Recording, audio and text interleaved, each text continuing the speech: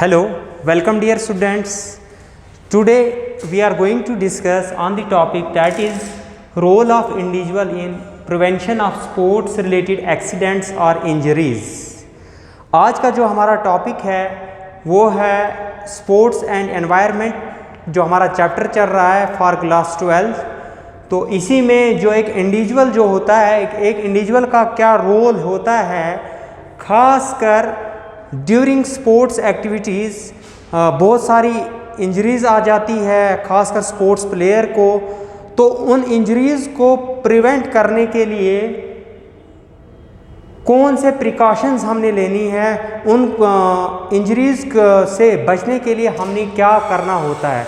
तो first of all the first preventive measures for sports related accident और injuries that is proper warming up before doing any activities, any sports activity। अगर हम बात करेंगे games और sports की, तो स्पोर्ट्स एक्टिविटी शुरू करने से पहले हमें क्या, जो भी आपको पता है कि एक प्रॉपर ट्रेनिंग दी जाती है। अगर एक प्लेयर को हमने तैयार करना है तो उसके लिए एक कोच होता है जिसकी जिम्मेवारी होती है ओवरऑल सुपरविजन करता है, ओवरऑल सुपरवाइज करता है वो एक इंडिविजुअल को, कि अगर वो पार्टिसिपेट करता है किसी भी एक्टिविटीज़ में तो उस एक्टिविटीज़ में उसकी परफॉर्मेंस को एनहेंस करने के लिए मैंने कौन कौन से कदम उठाने हैं, कैसी ट्रेनिंग मैंने इसको देनी है। एक बच्चे को अगर तैयार करना है हमने किसी भी स्पोर्ट्स एक्टिविटीज़ के लिए, तो एक कोच की ये जिम्मेवारी होती है, उसकी रिस्पॉन्सिबिलिटी होती है, उसकी ड्यूटी होती है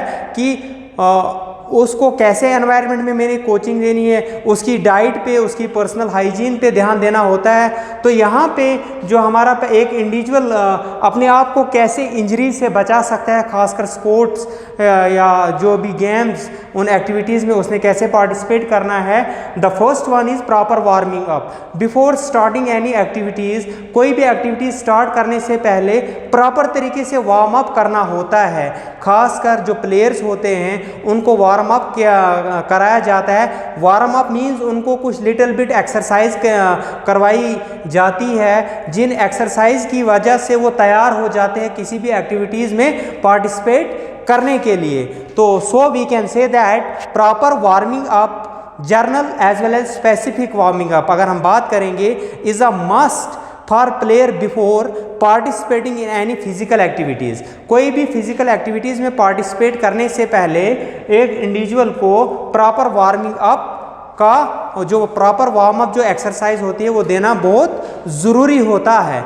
आफ्टर दैट वो क्या करती है कि जो वार्म अप, जो भी हम वार्म अप करते हैं या जो भी प्लेयर वार्म अप करता है, उससे क्या होता है, जो उसकी बॉडी की मसल्स होती है वो प्रिपेयर होती है, और जो इंडिविजुअल जो होता है वो साइकोलॉजिकली, जो प्लेयर होता है वो साइकोलॉजिकली तैयार रहता है उस एक्टिविटीज़ को निभाने के लिए, उस एक्टिविटीज़ को करने के लिए। And the second one is medical checkup before activities. आपको पता है अगर कोई भी एक्टिविटीज़, अगर एक इंडिविजुअल किसी गेम्स या स्पोर्ट्स में पार्टिसिपेट करता है तो बिफोर पार्टिसिपेशन उससे क्या होता है कि जो भी कोचेस होते हैं या जो ट्रेनर होते हैं, आफ्टर वार्मिंग अप के बाद उसको प्रॉपर मेडिकल चेकअप होता है। क्या वो फिजिकली ठीक है, क्या वो मेंटली प्रिपेयर है, क्या वो साइकोलॉजिकली प्रिपेयर है इस एक्टिविटीज़ में पार्टिसिपेट करने के लिए।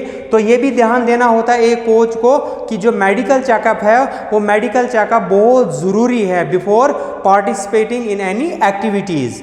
After that proper concentration during training. अगर हम बात करेंगे स्पोर्ट्स या गेम्स की, तो ड्यूरिंग ट्रेनिंग जो प्लेयर्स जो होते हैं उनको कंसंट्रेशन देनी होती है। जो भी उनको सिखाया जाता है उनको वो सीखना पड़ता है, और वो प्रॉपर कंसंट्रेशन बहुत मैटर करती है खासकर गेम्स और स्पोर्ट्स में।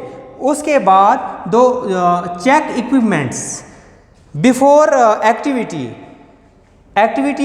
शुरू करने से पहले जो भी इक्विपमेंट्स होते हैं, इक्विपमेंट्स मीन्स अगर हम किसी भी स्पोर्ट्स में पार्टिसिपेट करते हैं तो वहाँ पे इक्विपमेंट्स की ज़रूरत पड़ती है।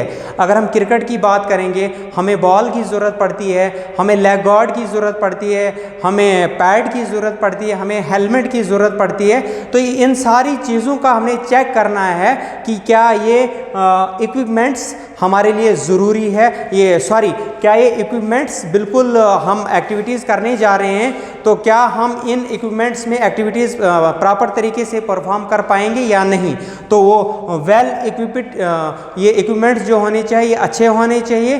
तो ये भी एक ज़रूरी है किसके लिए, खासकर ये भी एक प्रिवेंटिव मेजर्स है कि इसमें ये एक्सीडेंट्स और इंजरीज ड्यूरिंग स्पोर्ट्स एक्टिविटीज़। तो ये जो चीज़ें हैं, ये इक्विपमेंट्स हैं, या एक इंडिविजुअल की कंसंट्रेशन कैसे रखनी उसने अपने गेम्स में, या अगर वो वार्म अप करता है तो वार्म अप करने से पहले उसने अपने आप को तैयार करना है, और उसके बाद अगर एक इंडिविजुअल पार्टिसिपेट करता है तो उसका प्रॉपर चेकअप करना है।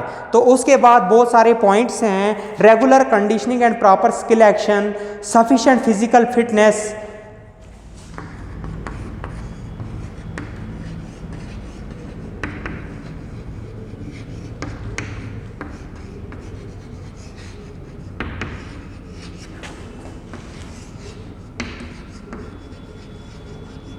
सफिशिएंट फिजिकल फिटनेस, और उसके बाद गुड कोचिंग स्किल।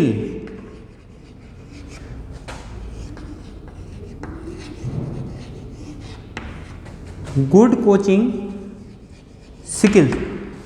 अगर हम बात करेंगे ये एक्सीडेंट और इंजरीज़ की, एक इंडिविजुअल को कैसे अपने आप को बचाना है, खासकर इंजरीज़ से अपने आप को कैसे बचाना है अगर वो पार्टिसिपेट करता है किसी भी गेम्स या स्पोर्ट्स में, तो एक जो कोच होता है उसके जो अच्छे स्किल्स होते हैं वो स्किल्स भी एक अहम रोल अदा करते हैं स्पोर्ट्स इंजरीज़ को बचाने में।